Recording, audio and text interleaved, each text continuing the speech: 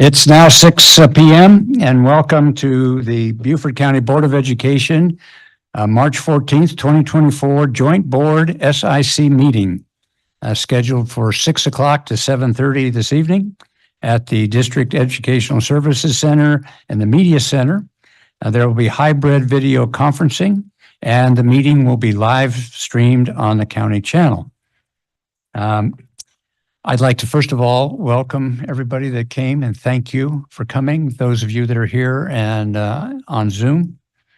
And the first item on the agenda for the board members is the approval of the agenda. Do I have a motion to approve the agenda? So moved, Sir Chair. We have it moved and seconded to approve the agenda. Is there any discussion?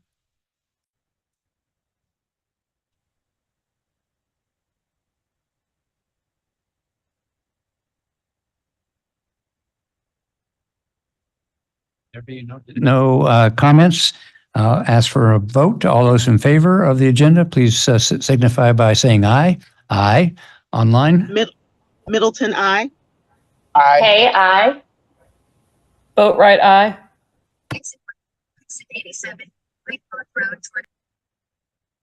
Is that okay? The vote is unanimous. Thank you. The next item is the Pledge of Allegiance. Please stand. I pledge allegiance to the flag of the United States of America and to the republic for which it stands, one nation, under God, indivisible, with liberty and justice for all. Come on in.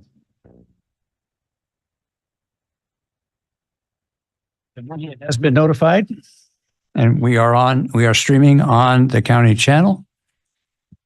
Introduction. I appreciate folks coming. What we did was we took all the comments from the SICs of items that they wished to speak about, and we had more comments than we had time available. So we willowed down to three different topics for this session. And the topics are in-school cell phone use, recess in the form of intramurals to help with physical and mental health, and hall monitors to circumvent certain discipline issues from escalating. What I propose on how we conduct this meeting is very informal. We would start off with the topic, and then the SIC members would have the opportunity to start by expressing their opinions on the topic. Any questions that they would have about the topic from the superintendent or from the board members. And then if there were just suggestions, we would then ask Dr. Rodriguez what he thinks about the suggestions and what he would like to do or where he'd like to go with that. And then we'd ask the board members individually if they would like to comment on the topic. And when that was all finished, and there's back and forth. It's very informal. And then we would go to the next topic and do the same thing. You had a question, ma'am? I'm glad it's listed on the table with response, but I'm not satisfied with the response. Okay. Which topic is that? The recent process of calendar development. Okay. All right. What I thought we would do is that we'll go through the three, and time allows, we'll go with the rest. And if time doesn't allow, we can have an informal. Is that okay? Okay. Any other comments from board members or other members? Okay. Let's start with the cell phone use policy.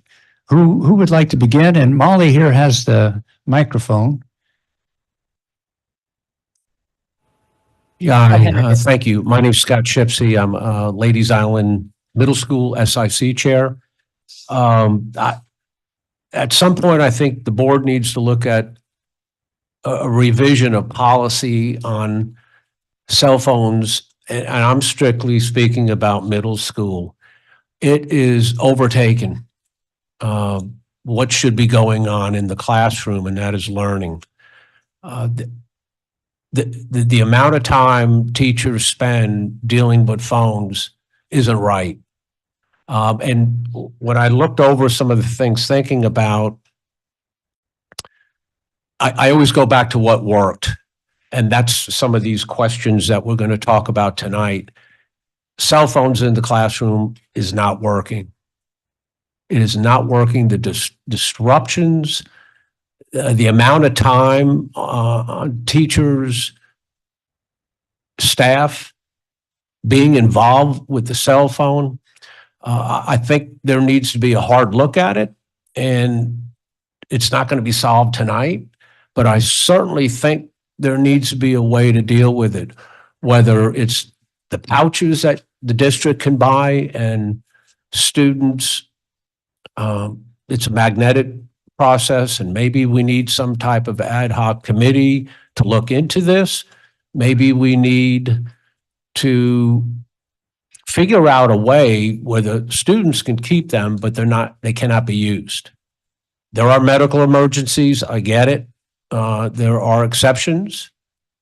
But if we are truly looking at increasing scores, I mean, we need to weigh what we really want these students being worked on in the classroom. So I would hope we could take a hard look at that. It's not working. And I just, that's my point on it. And I don't know if anybody else has something to add. Please. It's not only a problem in the middle school and the high school, it's down in the elementary school. I've had an administrator tell me that she's had parents tell her that they tell their child, if they get in trouble in class, just step away and give me a call. And I don't, medical emergencies, our schools have telephones. They don't need cell phones in the classroom. Okay. Other comments? Ma'am, right back there. Yeah. Good evening. I'm Shanika. I'm representing Broad River School. And when we had a meeting before here, that conversation was brought up before. So, and when I was to another meeting, this is one of the things that, There you go. when I was to another meeting, I was, this same cell phone question came up, but we already had the answer for that. The superintendent, Rodriguez gave us the answer for the cell phone that, it's something like, it's not going to get taken away because the kids and the parents are dependent on that. That's their lifelines. Even when the schools are on a lockdown, that's where they're going to reach out to the kids. Are y'all okay? And then the teachers, one of the teachers here said something that if they catch them with their phone, they have they can put it in they got like a bag. If they get caught in the class with their phones, they're going to put it in the bag until the class is out. That period is out. So I think we already had an answer for that cell phone situation in schools and classes. Okay, before we turn to Dr. Rodriguez, let's see if anybody else. Yes, ma'am. Hi, Bernadette Hampton. The concern also, I've had it at high school as well as now at the middle school. The other concern that I think you need to be looking at is the children emotional dependency.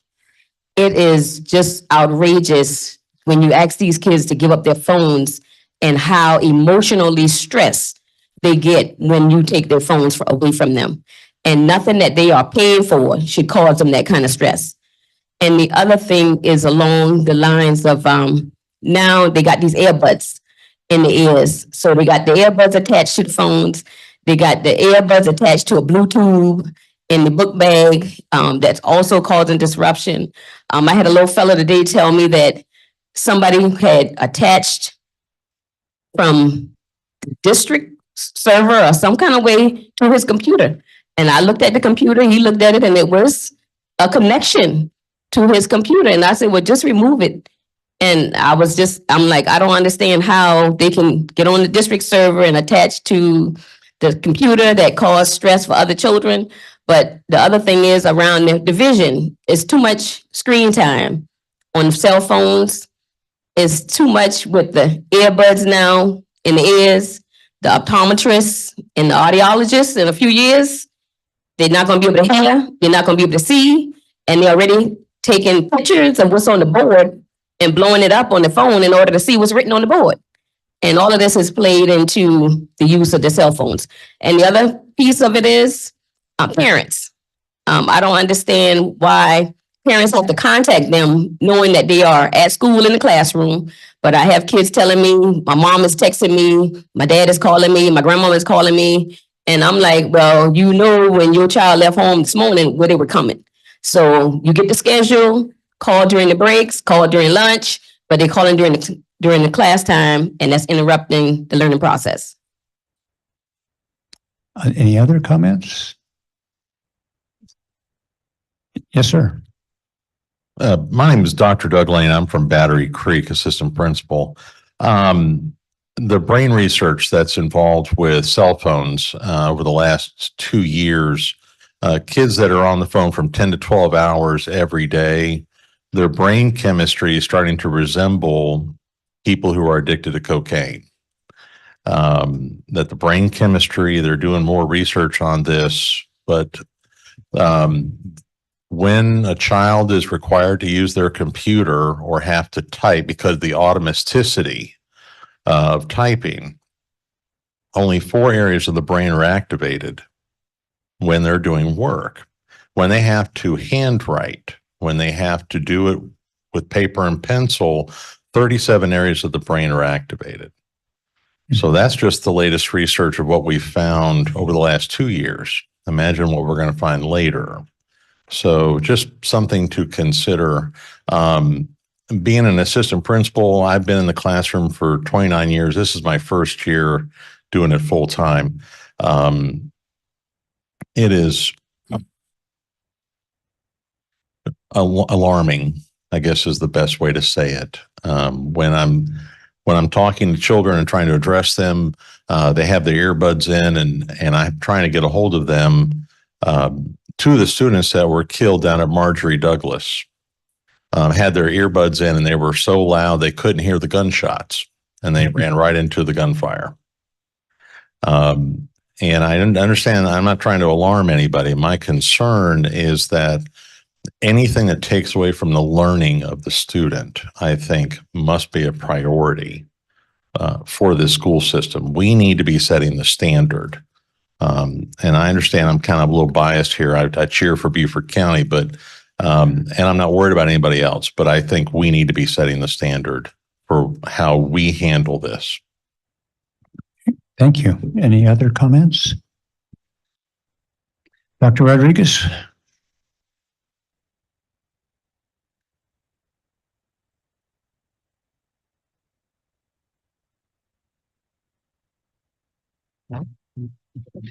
Yeah, I mean, this is a complicated issue, right? I mean,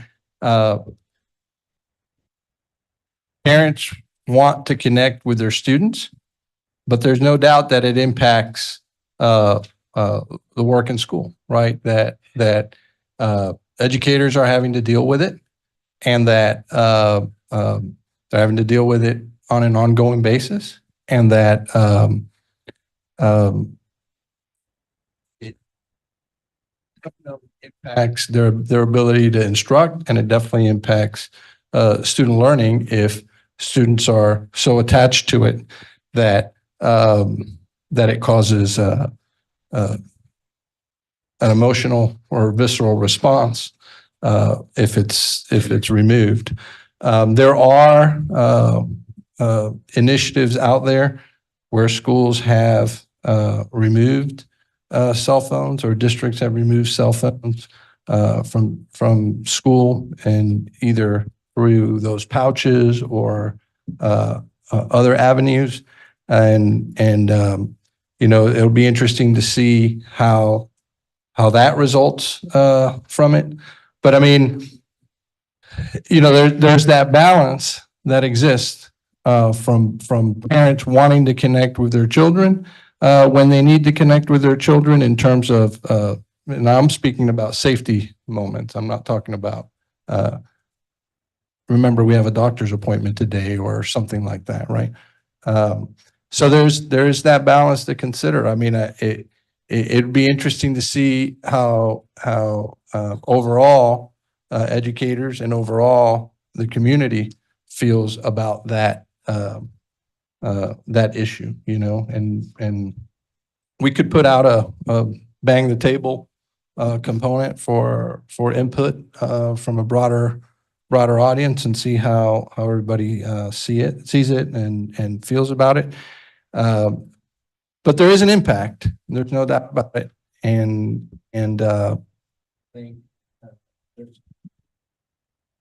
I think there's a kind of a balance that we have to find. And maybe the balance is those pouches, but then we're going to be policing the pouches and the use of the pouches too, right? So it's a you know, there's no easy solution to it. You know, there's no easy solution to it. And I speak to students through student advisory meetings that we have, and from time to time we talk about that issue. And one of the things, I don't have scientific information about it, so I'm saying just from recollection, but I think if I read the room right from students, right, I think students don't want to lose access to their phone, but in a way might feel relieved if it wasn't in front of them, which is kind of an interesting, take on that. So, Board members?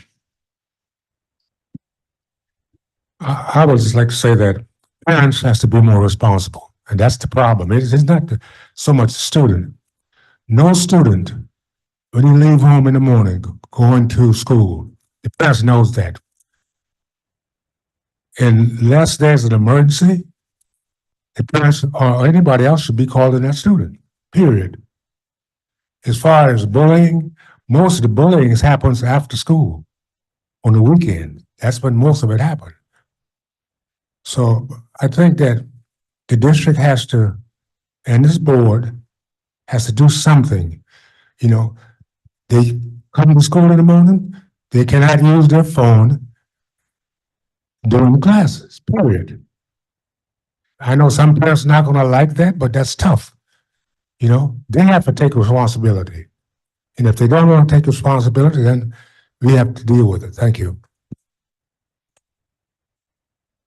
Good afternoon, everybody. I've tried to do some research before all this. I didn't read anything medical in that way, but I would agree, and I have read other research previously in dealing with my own child, by the way, about the addiction to cell phones and electronic devices, and to include watches, the Apple Watches. I teach at a private school, and I had to take a watch away from a kid today because they were using it to interact with their phone and not paying attention. So it's everything. It's everything electronic.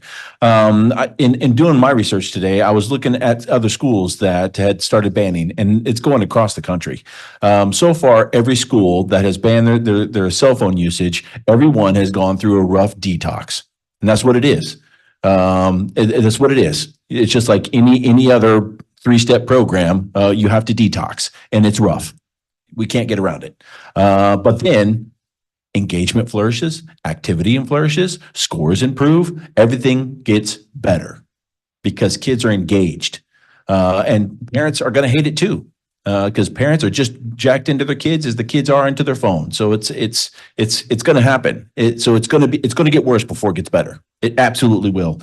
And then the other thing is that at our South Carolina School Board Association conference, we listened to a speaker, one of the keynote speakers, gave a presentation on discipline and how phones were contributing to the lack of discipline, how students were videotaping fights and passing it around, and it was becoming such a distraction in that way too. So it's not going to be an easy topic to work through. And I think as a board, we're going to have to figure out how to offend the least amount of people, because people are going to be offended. Kids are going to be offended. Parents are going to be offended. How do we offend the least amount of people through this? Thank you. I'll start out by saying, let's ask ourselves, why were school districts created?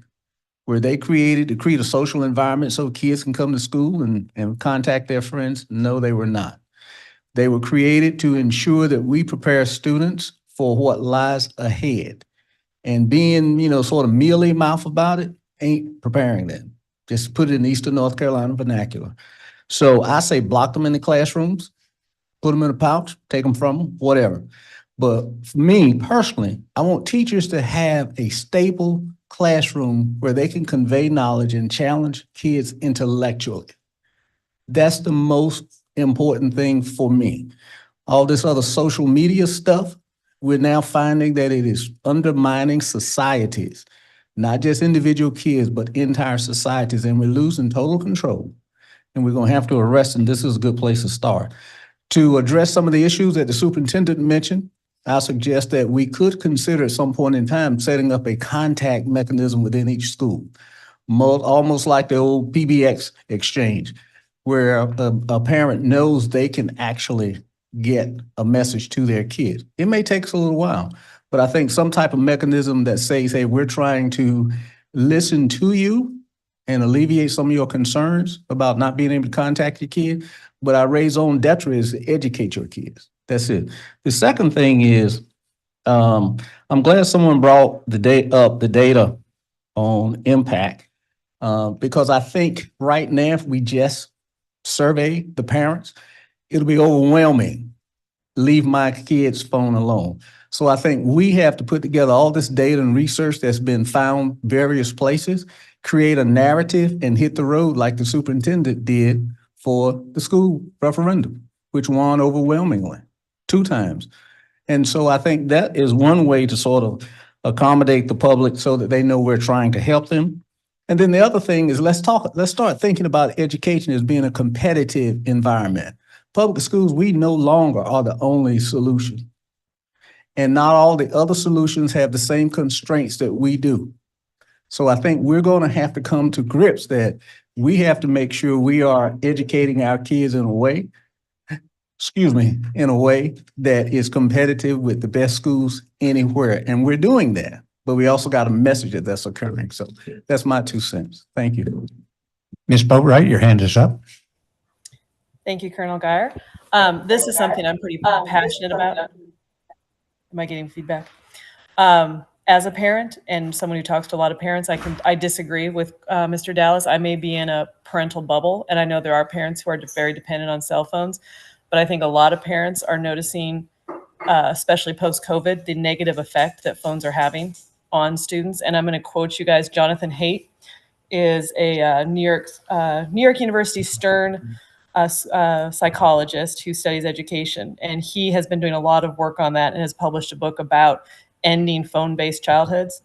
And he writes that since 2010, the depression in the United States has increased in adolescents 50%. Suicide rates have increased 48% for adolescents aged 10 to 19. And for girls aged 10 to 14, suicide has risen 131%. That's not phones, it's phones and social media, but it is a combination of the two. And while schools are absolutely, I do think it would help with discipline. I think it would help with academic achievement. But one of the great benefits of schools is for kids to learn how to interact with each other, how to get along with each other, how to work together. And if you've got your face in the phone all the time, those things aren't happening. So to me, what we're seeing is some school districts, right now I know in New York, they're doing this. The kids complain about it, but after a couple of days, just like an addiction, they start to look up, look around, see their friends, and start having those face-to-face conversations. The evidence is really, really solid right now that the kids' use of the phone all the time is having long-term, lifelong effects. So there's that piece of it. On the other hand, I understand we cannot take away phones, and we cannot make teachers the enforcers of basically a paper phone policy, because that would make teachers' lives miserable. There is technology that exists to shut down cell phone use within the school building. There are pouches. There are different things that all these schools in different parts of the country are starting to do with great success. And I think there is a balance. Kids do need their phones. I don't think it's realistic. My son's car key is his phone. So we can't say you can't bring your phone. They're just too integral. But I do think we can and we should be saying to students, coming up with ways that while you're in the school building or while you're in the school classroom, you will not have your face in the phone. And that's really what it boils down to, whether it's social media or the ubiquitous of the phone in their hand all the time. And it is really concerning to me as a parent to see what's happening to Mr. Campbell's point, if the parents aren't constantly on top of their children's phone use, it can very easily get out of hand. But it is very discouraging to walk into my daughter when she went to college, to walk into the, you know, the student, what do they call it? The student hub, the student union type building, and it's dead silent. And everyone's got their AirPods in and everybody's in their phones. That's not what you want to see as a parent. So I would be surprised if there wasn't widespread support among parents for the schools partnering with parents and trying to establish some guidelines and some boundaries. Thank you. Thank you. Ms. Hay, your hand is up. Yes, it is. Can you hear me okay? Yes, ma'am. Okay.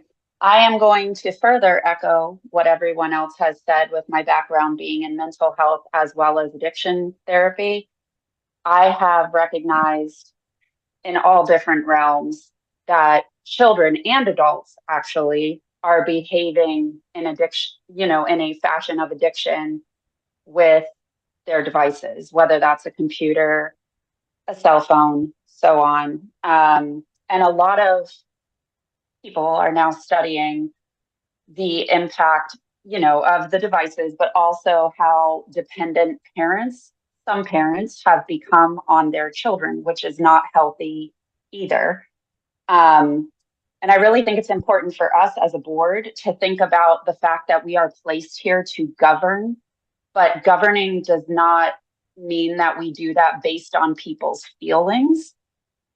We need to do it based on facts, such as the ones Mrs. Boatwright brought up, and also Dr. Lane. So that's really important to me as well. I do see a high correlation between disciplinary issues, bullying. So if these children, not if, these children are sitting on their phones in school and they are actively, you know, sending memes about classmates, sending funny things, you know, to depict classmates. And as AI gets presented into everything else, it's only going to get worse from here. So I'm in full support of whether it's a box in each classroom that phones and earpods go into at the beginning of each day, whether it is blockers put on campuses, whatever it needs to be, because ultimately this is not in the best interest of our children's health, but it's also not in the best interest of education. So if we want to really go to task on this, perhaps we take it upon ourselves, or as some people suggested, come up with an ad hoc to actually go a bit further and educate the community, because I don't think a lot of parents understand the extensive research behind what we're seeing in terms of children and technology and social media. So that's all I have to say. But also, sorry, I just had my last thought that I had written down. In the event of an emergency, I mean, somehow we all made it decades and decades without our parents being able to reach us at every moment of the day. Our parents knew to call the school. If we were sick, they would get a call from a nurse. That still stands true today. And in the event of, let's say, an active shooter or something terrible, a frantic parent reaching out to their frantic child is only going to elevate a terrible situation further. It is not going to alleviate anything. So that's what I have to say about that. Thank you. Thank you. Mr. Smith, you have your hand up. Yes, sir. In terms of the cell phone policy, I believe a lady in the room said that. Well, I think we've already visited this cell phone, and we've already talked around it. And as of relates to the cell phones, I think from a security and safety concern, I think that these cell phones entail way more than what we're scratching the surface of. There are different levels to this in terms of having teachers to. You think that teachers spend time now asking kids to take off their cell phones. Now you're going to make it a total war in terms of teachers and students getting into it about cell phones and having tussling about giving me the cell phone. I think that's just one aspect of it. having them to now police about the cell phones. But then it also comes down to the question is, have our administrators and teachers from the beginning of the year, in terms of when we get students, have they really put a real serious emphasis about rules and regulations of what's accepted and what's not accepted in buildings? Because there are some buildings where I believe that cell phone use is not that big of a deal, because the students understand it, and it's no different. It's no different than school uniforms. Just beyond that, they actually pick up and they actually do things, and they actually talk to someone. But the same way how we enforce school uniforms in school, I think it reflects sometime on how we enforce school cell phones. Because at the beginning of the year, we're tough on it. Then as time go by, you have more important things that you may focus on. When you look at some of these issues that are going on in the schools and how the administrators are solving some of these issues, guess where they go at? They go to the students' cell phones, and they get information off the cell phones. If we, God forbid, if we have a tragic situation, they will probably also once again use student cell phones and listen to student calls, and students call and tell them what's going on. Back in the days, I know I believe back in a long time ago, they used to have something like a break where they will let students do different things. I think maybe we should look towards having a break where kids can use cell phone at certain times. There are certain areas in the school where kids could use it, and you have to get some buy-in and the process of understanding this whole cell phone thing. For me, I just think that we some people spend a lot of time on it, and some people don't. I think it also comes down a little bit to sometimes the classroom management. So I mean that's my spiel about it, because like I said, there are buildings where students know better, and the students are not doing that, and there's somewhere students are doing it more than others. So if we can enforce a school uniform policy of what you should be in first thing in the morning, then I think we can enforce that students should not be on their cell phones during school time and class time. And maybe we may need to get the parents to understand that, and we'll move on from here. I mean, because once again, I think this is a topic that we've already spoke upon, and I just think that there's just so much more. It's a lot more here than what we're discussing this afternoon. Thank you. I'm not going to prolong it anymore. Thank you. Okay, thank you. Dr. Rodriguez, I think you and the board have a lot of work to do on this topic, and it also seems to be something that we've got to have a pretty good priority on, because I think Mr. Nay's point, it's not going to get any better, and time is not our friend in this issue. We're going to have to go. So now I'd like to, sir. Yes, sir. Yes, go ahead. Thank you. Yeah, Mr. Smith, you may remember about 15 years ago when we started the policy of school uniforms at Ladies Island Middle.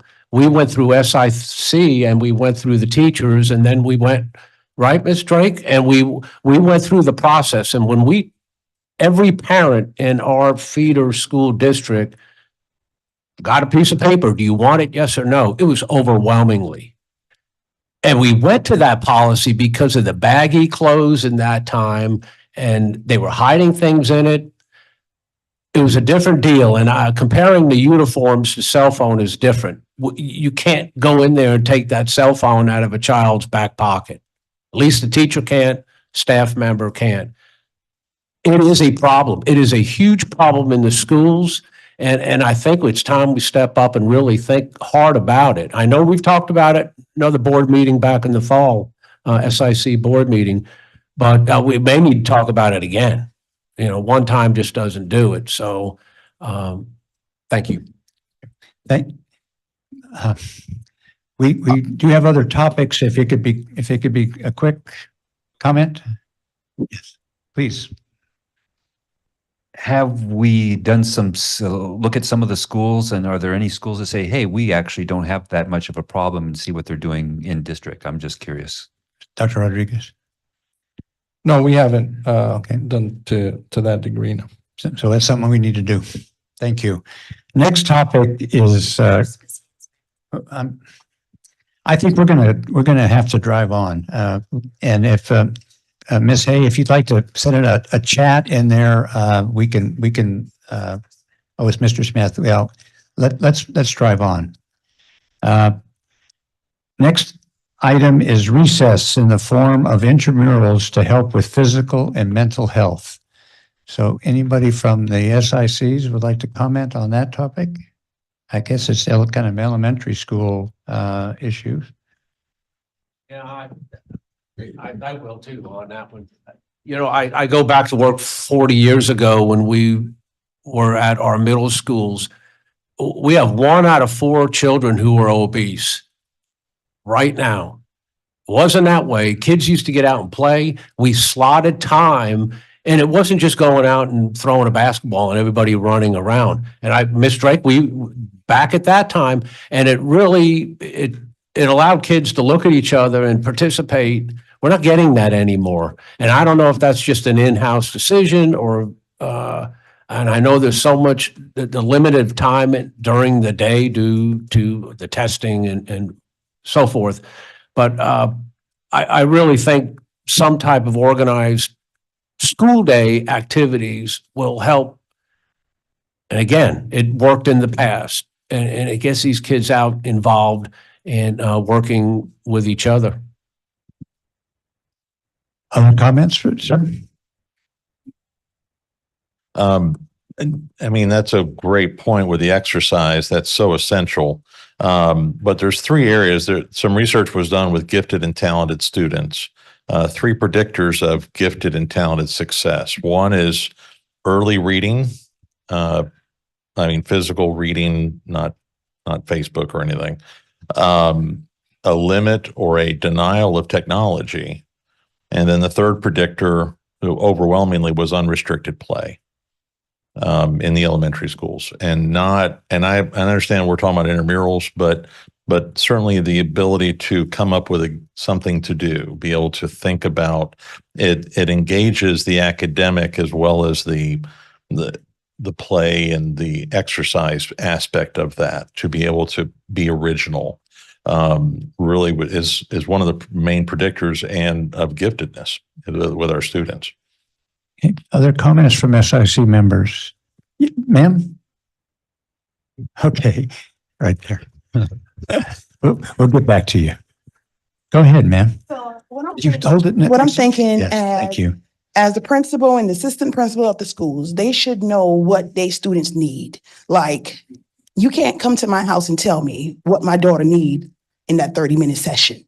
So if, like you said, they need reading in that 30-minute session of recess, give them what they need. So every house have a lead. They know what their students need in that time, whether it's recess, whether it's reading, whether it's math, whatever their goals are. I can't go to Battery Creek and set their goals. There's a lead person there, and they have their goals, and for them to accomplish their goals, they have to find the area to target and what time they're going to use it to target. So that's like, I'm coming to Battery Creek, I'm sharing, but he knows what he needs for his school. So he's there. He got hands-on evidence. And this is the only time that I have to play with, is the recess time. We're going to take the recess from them. We keep on saying we're fighting for test scores. We're talking about recess. They go home at 3 o'clock, 3:30. Let them play at home, 30 minutes. The parents must be accountable for some of these actions. They are their parents, but they're temporary for 8 hours. Let them go home and get that 30 minutes. They can run from the bus stop. That's 15 minutes. So not keep on putting it in the school-based session that we got to cram all this information into our kids in that 8 hours. But there's something that must be done after school or before school. Okay. Molly, right over here. Thank you. Hi, just very quickly, Laura Jacoby, representing H.E. McCracken Middle and May River High School. So I don't know if this is something that is, y'all are just talking about in regards to elementary age. But I will say for the schools that I represent, at least definitely for middle school, the physical activity, the out time side, you know, you don't necessarily like to call it recess once they get beyond elementary school, but some level of outdoor enrichment or something is vital. You're talking about, you've got especially the 6th and 7th graders. I know that is personally my 7th grader, when he was in 6th grade, they only got to go outside twice a day. Oh, excuse me, twice a day, twice a week. And that was on the days that they weren't able to have some level of physical play. It was just not as productive as a day. Their brains needed a break. I do completely agree that that might not be a decision that we make here, that is something that this decision that the school makes. Another suggestion is just to have you know, enrichment time, and that's for whatever level of enrichment, if, you know, those students, just like she said, need the physical time, or if they need, you know, tutoring time or whatnot. But I agree that the physical aspect is certainly needed even up into middle school, but I don't necessarily think that it's something that should be decided here. Other comments from SIC? Yes, ma'am. Just a Go quick ahead. one, just I can't ignore the connection between the screen time we were talking about first and one of the top 3 predictors of success, academic success, is less screen time. Dr. Rodriguez, would you like to comment?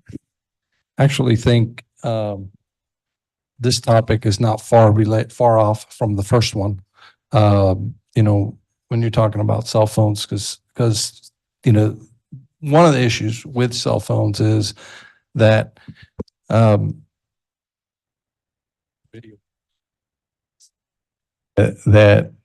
they students end up and so connected to that they could be standing in a circle, but not talking to one another, instead texting one another, right? But with physical activity, right? That's kind of plays second fiddle to their desire to be with their cell phone or connected to their cell phone.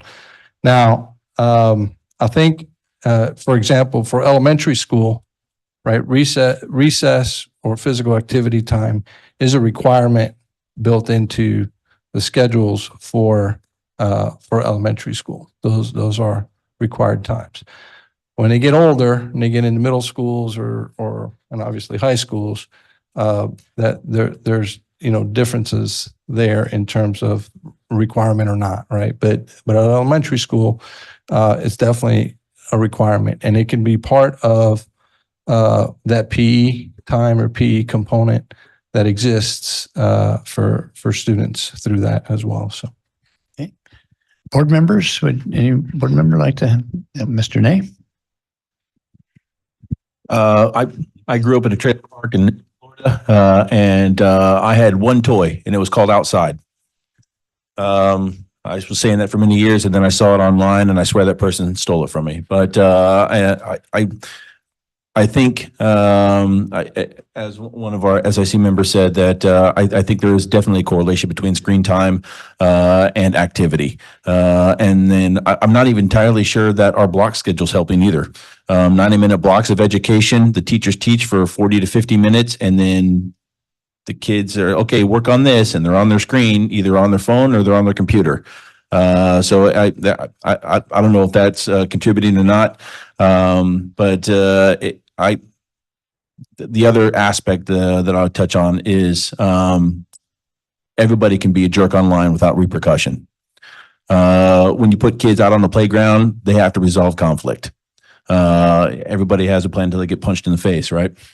So, and I'm not advocating violence by any stretch of the means, but what I'm saying is that anybody can act without repercussion online. They spread videos, they do this, they do that.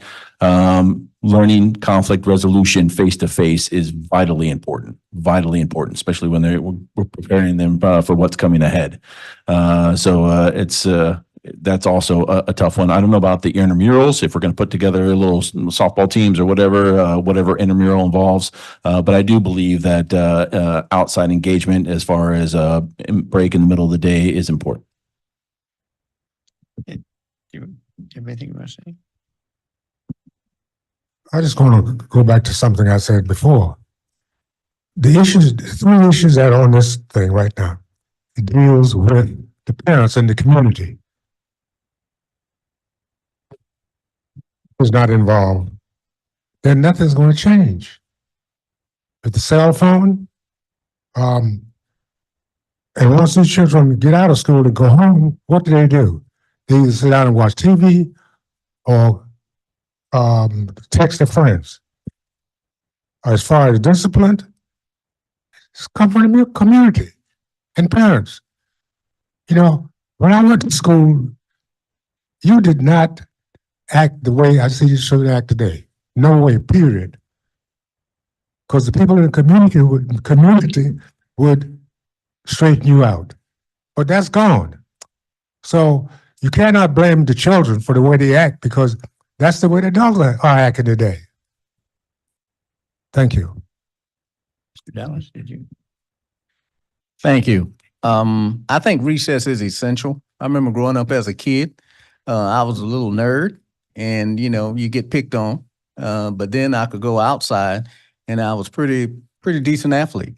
And that gave me confidence to go back into the classroom and continue being a nerd. So I know that there's a feeling that, we don't want to take away, but I mean, you become energized. You go out and you're racing against some other little kid who's been talking smack to you, and you beat him in a race, and now all of a sudden you got some notoriety among your peers. Those are the things I think are not recognized. And I go back to those days. It really made a difference. And we got to teach our kids how to be confident in a super competitive world. We're not doing that. We're babying them. We're babying adults. I mean, the reality is, all you got to look at, after World War II, U.S. was #1 in education. We're down in the 20s now. I can give you a anecdotal one very quickly.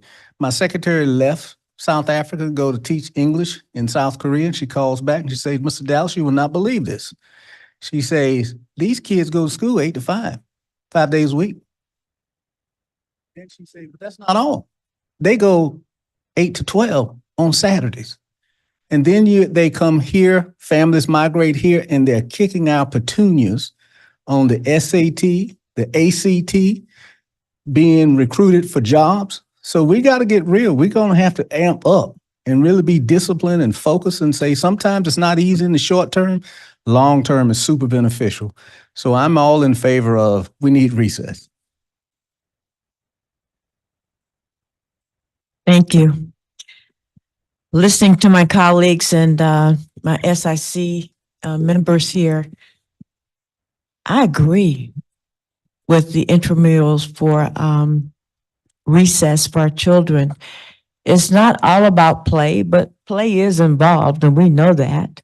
But we have PE teachers, physical education teachers who can develop a curriculum to give our students what they need, including, playing softball, or you've got this one kid who the only time he or she gets any attention is when they're outside. We're doing everything inside. Cell phones, computers make it where we can just sit inside. And if you see children outside, they're running, they're laughing, they're, developing relationships, not just for the curriculum, but for themselves. And as Mr. Dalton said, we have got to get our children to the point where they 20 to 10, nationally. Things that we have to offer our children that we're not placing higher in the academic range. Cell phones and the computers for them to find games on. We're sitting here saying, why are they using the cell phones?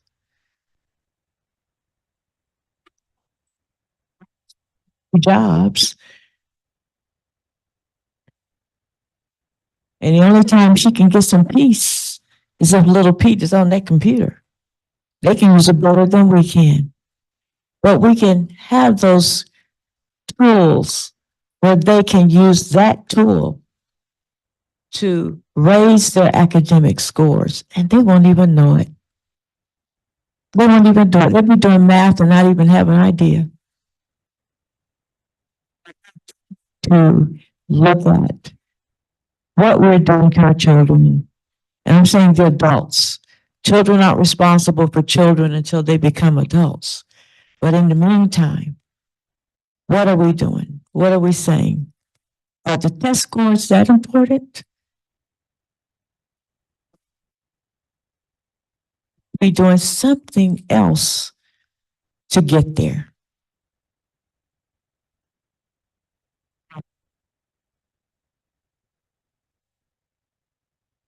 Ms. Hay, your hand is up. Yes. First of all, I again echo what so many people have just said. I do think the two things we've been discussing are completely intertwined and linked to one another. We live in one of the most beautiful places in our country, and it's truly sad that our students aren't able to take more advantage of that.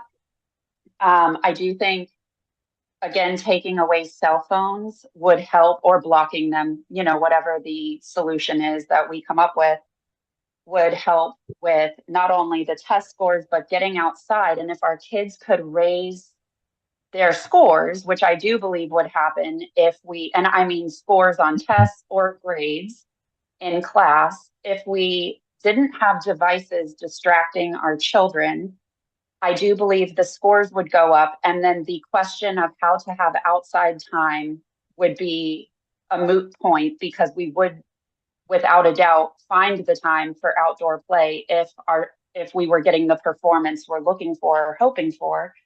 To throw out an anecdotal story similar to Mr. Dallas's, you know, as a child, or Mr. Nays, as a child, we used our imagination. We didn't have cell phones. There are studies, I mean, as long as the day is, about the fact that our children are actually losing their imagination due to their cell phone usage.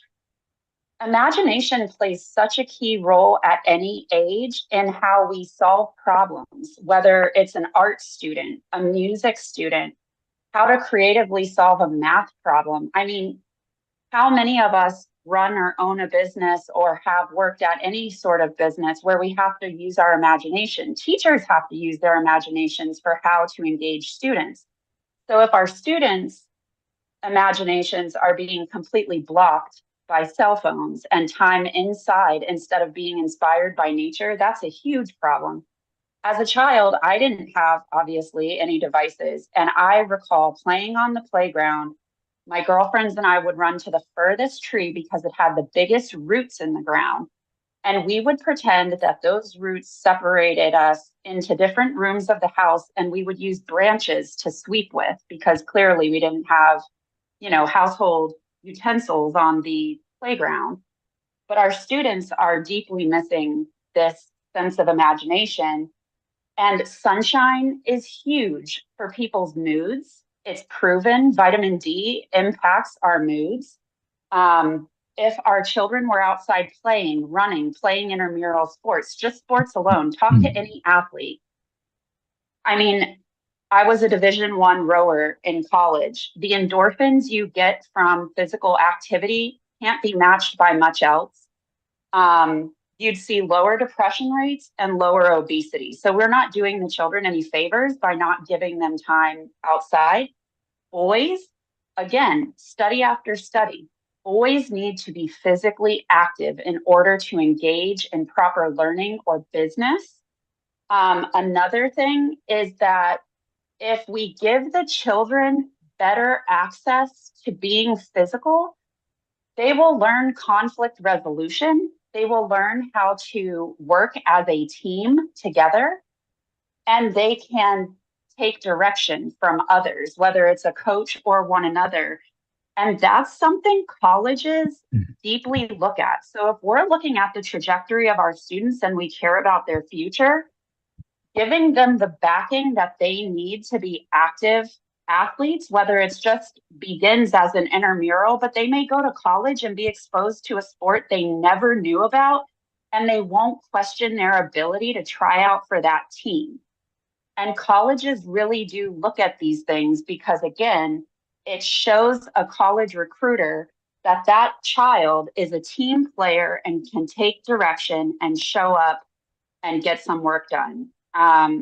So that's what I have to say on this topic. Thank you. Thank you. Mr. Smith, your hand is up.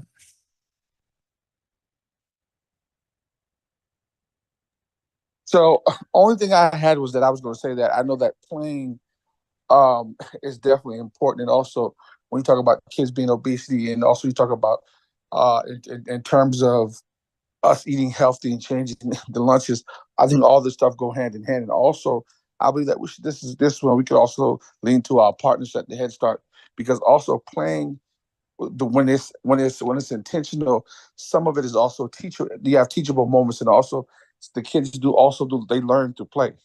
So I think that recess is a good thing, and I think that also how we can even sharpen some of that up is to also lean to our Head Start team that we have, who I know that is one of their most important things that they do, is that they teach kids through play, and so I believe that having recess is very important, and I think that we can also if learning is what we want to do, I think that we can lean to our partners to get some ideas and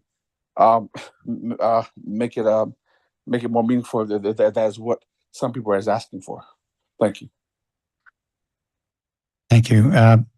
I have just a few minutes before we go to the next topic. I'm not a fan of block scheduling. I'm not a fan of hour and 30-minute classes. And Mr. Campbell and I are probably the only ones here of the generation that we grew up. We went to 7 periods.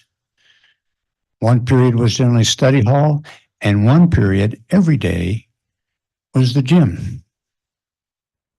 And we had to be tested because we were going to be drafted. That was why that was there.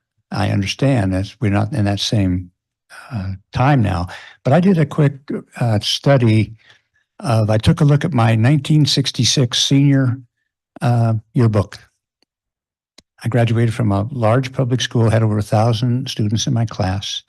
And I compared that yearbook with my grandson, who graduated last spring from Beaufort High. I went down and looked at my 1,000 classmates and said, who looks overweight? Who looks grossly obese? And there were some big guys, football kind of guys, big guys. But there wasn't anybody that I could see was overweight. Now I looked at Carson's yearbook from Beaufort High, and it was about over 20% that I could tell. And I said, what are we doing? Not only did we lose physical activity, but we also lose other actions that we used to have choir, we had shop, we had other things that are tested. And I don't want to go into that bugaboo, that we don't teach now, we don't have now. And are we really developing well-rounded individuals ready to go into society? Or are we just teaching people how to take a multiple choice test? So I have some serious issues with that, and physical activity is one.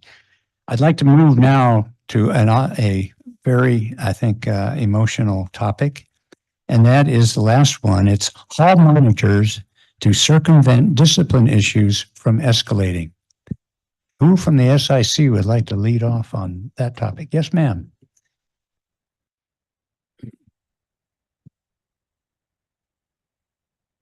Hello. Again, I represent May River High School and H.E. McCracken Middle, and I will speak at least for May River High School.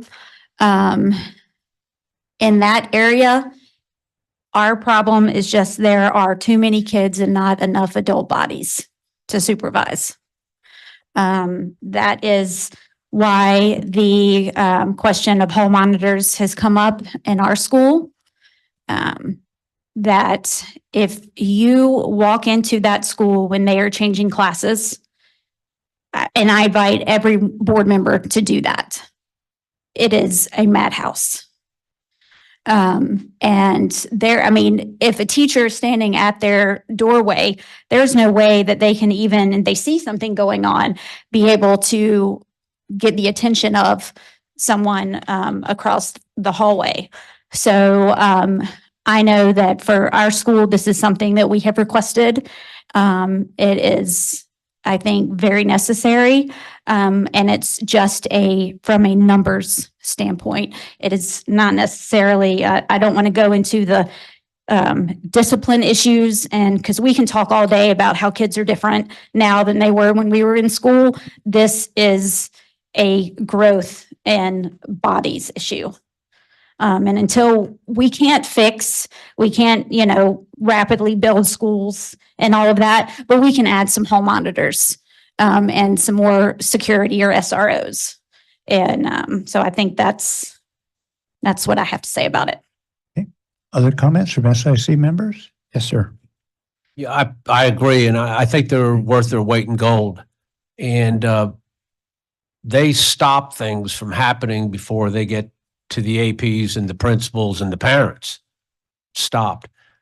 We had a guy named Joe Hoff many years ago. You'd want 10 of them. He stopped things happening before they went in the bathroom, and he became a liaison for the students and kind of had their back, but made sure they were going in the right direction. The social media, and that's why it kind of goes back to the other two. All this is overwhelming, and a really good hall monitor can identify that and circumvent. And I think they're really undervalued, but really needed back in the schools. Other comments from SIC? Yes, ma'am.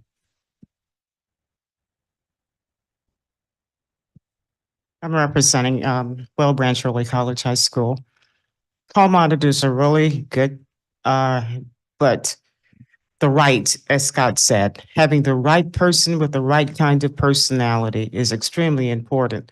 That person getting the right training, and it all goes back to something Mr. Campbell keeps saying as well. The training, what comes from home. And we're talking about giving them time off, giving them time to play. And some folks are against it and some are for that. You know, I think about my I've got an 18-month-old and a 7-year-old. The thing that they like best when they're with me is going outside. My 7-year-old granddaughter, she just loves to take her scooter and her bike and ride up and down the driveway. You know, so play is just so important. And when we're talking play, we're just not talking like some of you've talked about. It's just not that. And circumventing some of what's happening in the halls, it still goes back to teaching that kid has the right attitude. Kids don't play the way they used to. Kids don't fight the way they used to. And so putting bodies there is important, extremely important, but putting the right bodies in the right place is extremely important, because I've seen good hall monitors and I've seen some poor ones who help to escalate the problem rather than de-escalate the problem. So having the important and training and having the right person to do that training is extremely important for that hall monitor. And teachers, of course, they need someone to have their backs. They do. They need someone when I call to be there immediately, not someone that's running and hiding in a corner somewhere, or that, up the hall, jigging and jagging with the next person who has a free moment. So hall monitors are extremely important. Yes, they can help circumvent some of the problems that we're having, but it goes back to just good human nature. How do we teach that? I heard something on NPR the other day where there are a limited number of students who are choosing to put the cell phones down. And they're finding that they're feeling better about themselves because they've chosen to take the tether off of the cell phones. Parents did not initiate this. They initiated that on their own. And I'm thinking about Well Branch High School, Chad. Have anyone talked to those kids? They can't get cell service there unless you change things. Same for May River. But those kids are managing. They're surviving. So how do we do? How do we look at those two schools as a point of research and get some data there? If they're accepting the fact that I can't get connection to my friend, a connection to my boyfriend or girlfriend, and I'm surviving. I've made it through the day. So what do we do? Well, we talk about it and continue to talk about it and continue to talk about it and continue to talk, but what do we do? So how do we use those schools as role models for other school to see what the effect is on those students as they are on the cell phone problem that we have, that they are there? There's always going to be a problem, guys. I don't care what we say. But we do have to untether the cell phones. But then when we look at our adults, what do?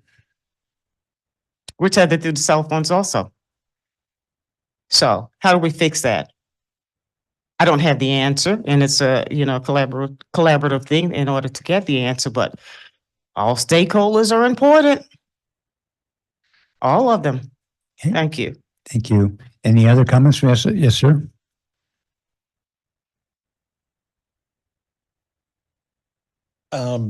What our policy here in Beaufort County, are parents allowed in the building anytime they want to come and see their kids? Is that allowed or no? Okay. This is the first district I've been in that's been the case. I've been in 3 states, Florida, North Carolina, and Georgia. And there are parents everywhere. And they come in anytime they want and take them to the front door. We had, when I was in Athens, and I just was at a school Monday in Georgia, had 3,500 students, Grayson High School. And there are volunteers all through that building. There's no way you're going to have enough paid personnel to cover those kids. They have, they had 75 buses in the front just for one school, and they are all just Grayson students. And so, because I asked about it, I said, how do we cover the halls? I mean, there's 12 APs, but how is that covered? And they have volunteers, and they come, and there's pastors, and there are community leaders that come in, and they go through a process, a vetting process. But once they've done that, they get a little badge, and they come in, and they have a place they go to, and they monitor. And so, I mean, and I'm not saying that they know what's going on or whatever, but this is, but it seems to be working for the places I've been at, the different schools. So To be clear, we do have volunteers in buildings. Oh, okay. That we do. I'm sorry. I'm learning. So, but yeah. I forgot to say my name, Jeannie Brainerd, CUSA, and completely unrelated to my comment. My principal wanted you to know that there are many principals that are at another event tonight with students. So they would be here, but they're at the Maritime Center. And yes, if you're suggesting that maybe the monitoring system could be helped with parent volunteers, CUSA, one of our goals this year was to increase parent involvement. And it does involve, they have to get certified, they have to get, a background check and all of that. And we're seeing some growth in that, but not as much as what we would like. We're encouraging the parents to get involved. We're trying to come up with ideas to get them in the school, but it would help with discipline too.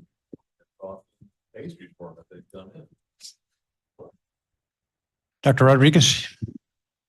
Well, on the topic of hall monitors, I personally, there's always one in every group, right? So I'll be that one on this topic because I don't necessarily see it the same way, right? I've been a principal at a school where I had hall monitors and didn't see the impact of the hall monitors necessarily in the way that I think we would want to see the impact of the hall monitors. And I think in addition, you're looking at 2 hall monitors in every middle school. You're talking about $1.8 million. Okay. I would rather see that attributed towards a second SRO in high schools, personally, right? So those are just the some thoughts on it.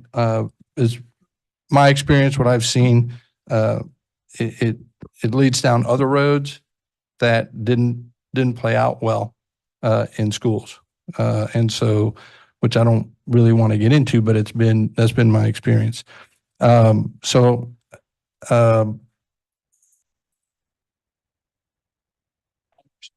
Idea of extra body, in particularly in a large school, because I get that. I'd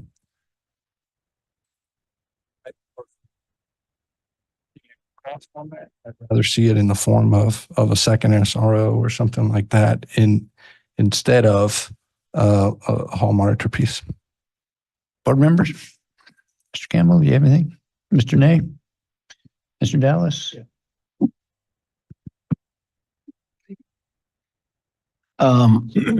As many of you know, I'm not versed in education for just months instead of years, but I read a lot. And a lot of times innovation comes from the outliers. So I'm just wondering if with the leadership, the superintendent and others, if it might be worthwhile to take a school and try some hall monitors and see if there's a empirical impact on the outcome. So that would be the only thing I would say possibly could consider.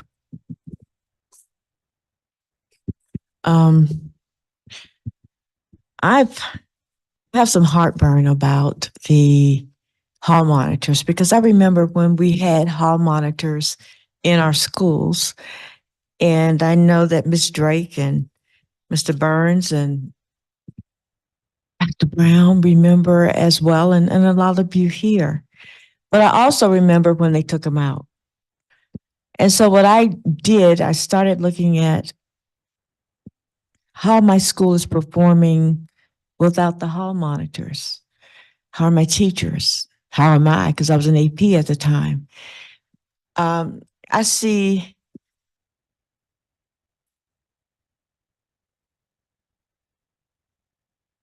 the use of both. I see the use of the hall monitor and the SRO, but I know the limitations of the SRO. He's not going to be walking up and down the corridors every day and going into the classrooms or, having conversations, with Mike and Jerry and whatever, and circumventing a lot of the discipline that is placed on me or my peers. So I looked at that, and then I looked at behavior specialists, and they're doing a great job. They're doing a great job. So I think we have to look at the use of our hall monitors. Well Branch High School, and you know how it's built and the layers and Battery Creek and so on. Are you going to need 2, 3, 4 hall monitors per school? Or are you just going to have one? And again, that's a cost. And then you're going to have to look at and play out their impact positively on the kids. And I know a lot of them had positive impacts on our children because our children knew them, they knew their families. But they also brought to us I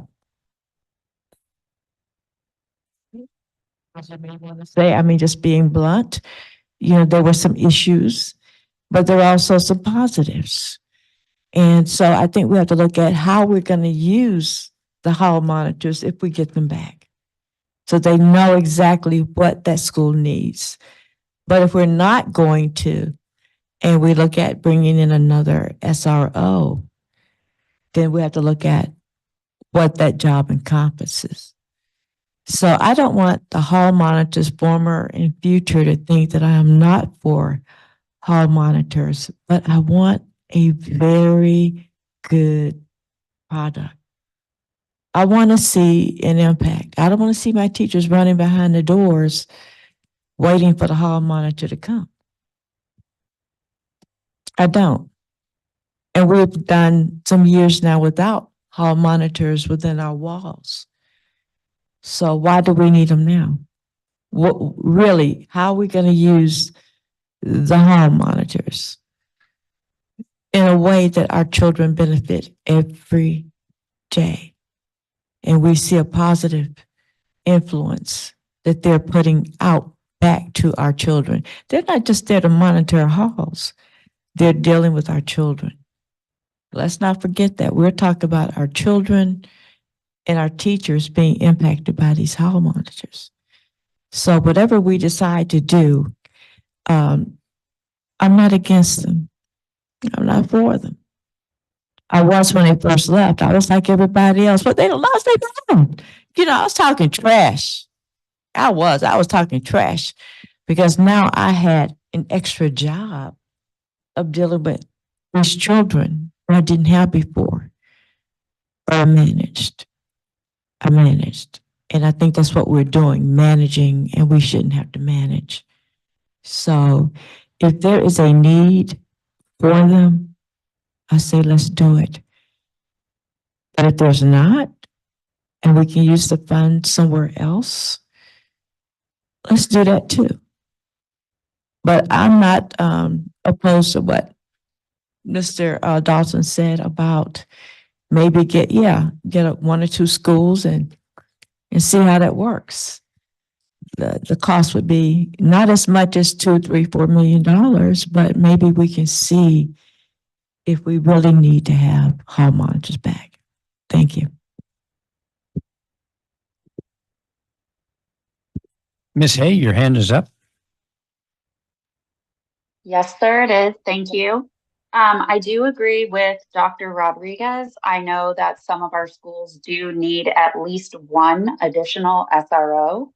I'd also really encourage everyone, and I can send information to the board if it's desired, to look into Dads on Duty, which is a program that was, as far as I know, put in place in both Louisiana and Mississippi and saw great results. This is important because it would be people, obviously fathers in the community, who have obviously a vested interest in the outcome of the students, because hopefully their children go to the schools.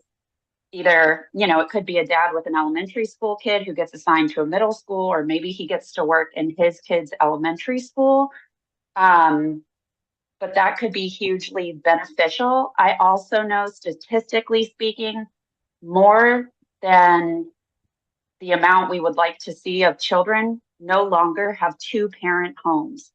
For the most part, we know that weight typically falls on mothers, but the children still need a father figure.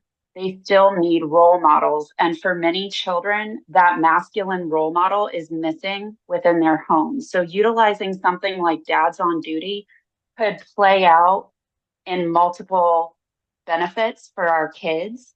I also know it's been reported to me on a number of occasions that certain students or groups of students in all different age groups, whether it's elementary school, middle, or high, can act out at school because they know their parents will not or cannot come on school grounds or into their school. So again, we're introducing that disciplinary issue. Another idea that I'm throwing out there is we utilize immediately, when I'm thinking down the rabbit trail of a program such as Dads on Duty, I would immediately think as well, military bases. Those men and women at military bases love to serve.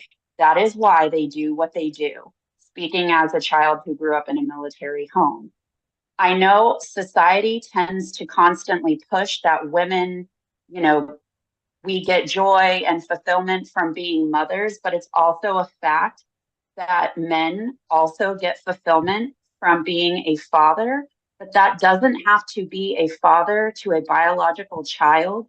That can also be acting in a fatherly role. So being a role model in a school, for example, could benefit men, whether it's a dad on duty or a man from a military base. And again, this ties into cell phone issue because I truly, truly believe that if we removed cell phones or blocked them, whatever the mode of, that we all end up settling on, we would see such a decline in the issues we're seeing disciplinary wise that some of these things may no longer be needed if we would remove the technology. I also agree with what Mr. Dallas said in terms of having perhaps one school that we start with. Perhaps we take one school and we place hall monitors there, but then we take another school and place dads on duty and then compare the results of each. So that's what I have to say on the topic, and those are my suggestions. Thank you. Thank you. Ms. Fulbright, your hand is up. Thank you. And I think I'm going to be echoing several of my colleagues. I like the idea of hall monitors in the sense that I think that all three of these topics revolve around discipline. I think discipline is a huge problem, whether it's post-pandemic, whether it's societal, whatever it is.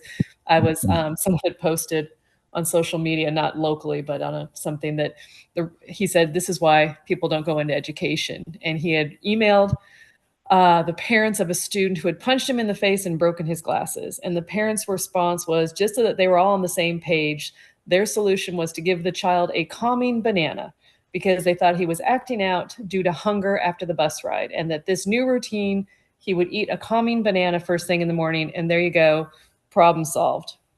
So I think obviously there are some discipline problems that, are not what we were dealing with when I was a student, that we're not really what we're dealing with. And I think phones are part of the problem. I think physical exercise, self-control, interaction with other students, conflict resolution, which is something that's been mentioned several times. That's all part of the process. In the short term, hall monitors sound like a great solution, but if you think through it realistically, I have a student at Hilton Head High. I've had 3 students there total. That high school has, I think I can count 8 hallways that you would have to keep monitoring. And then you'd have to think about who we hire as hall monitors and how much we would pay them. We already struggle to hire custodial staff, teachers, special ed assistants are perpetually in short supply. So who are we going to hire to be hall monitors? And then we're going to charge them with discipline. When you charge an SRO with discipline, or one of our SSOs, they have to go through a lot of different trainings and different certifications, certainly the SRO at the high school level. And they're, correct me if I'm wrong, I'm 99% sure they're armed. I mean, because there are some serious incidents that they are responding to, health, medical incidences, overdoses, fights, those kinds of things. That's not something a hall monitor can handle. So if we hire people, what are we going to make them in charge of? Because I could certainly see problems where we hire somebody to be a hall monitor, there's a situation, they aren't as well trained in de-escalation techniques as an SRO or an SSO. And now we're, there's another set of bad problems because the situation wasn't handled well. So I don't think hall monitors as a solution. I do think that there may be some other technology that schools are monitored by cameras, and we just upgraded all of our schools' technologies to improve our camera. We can look at them in real time, digital, fast forward, rewind. We also have much better communication within the schools where if a teacher sees something or someone at the SRO office, I know that has an office right there at the front, at least in my son's high school, and he sees something happening on B Hall, he can get there immediately. There's communication, there's processes. So I think that hall monitors are something that are just not a practical application. But that doesn't mean that I don't think that what this board's going to have to really look at aggressively is how we're going to handle discipline, because that goes to teacher recruitment, school culture, student safety, and that is clearly a problem. And everything we've talked about tonight, I think stems out of that larger issue. Thank you. Thank you. Mr. Smith, your hand is up. Just sitting back and just listening to the conversation, listening to some of what my colleagues are saying, it almost, some of it is depressing because it sounds like we're talking about building the prison to school pipeline. We're talking about having more SROs. That's not the job of an SRO. And also, we have to understand what the SRO does, because once you get an SRO involved, then everything is out of the school's hands. I just wanted to, before I even got started, I just wanted to put that out there that, just that we're not building the school to prison pipeline, that we're talking about how we can have our kids in school more safer. Just to give some background information, first off, the first question comes to mind is who, where, what, when, why, how. We had them. Why did we get rid of them? We got rid of them because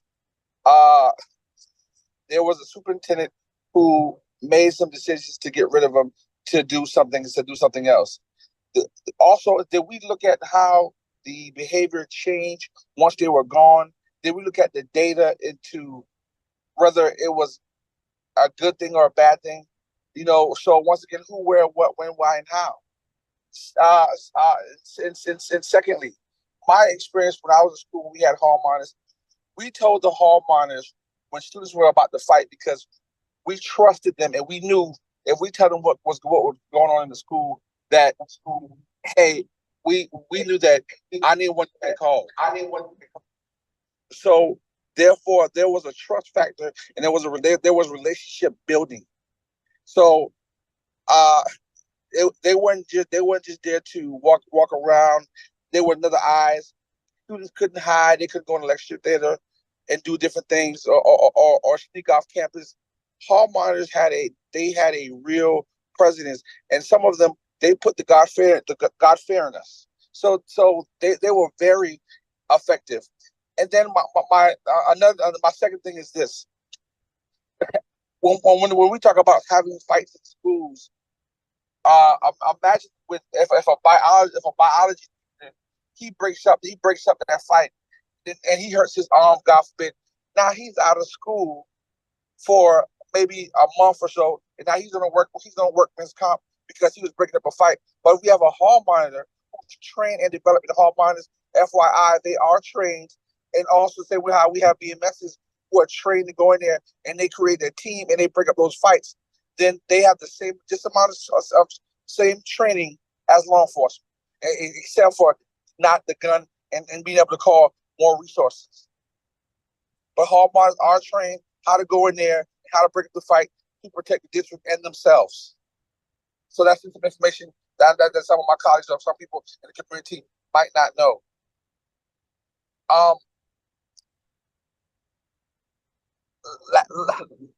Lastly, I do agree that we should put hall monitors back in school, and we can run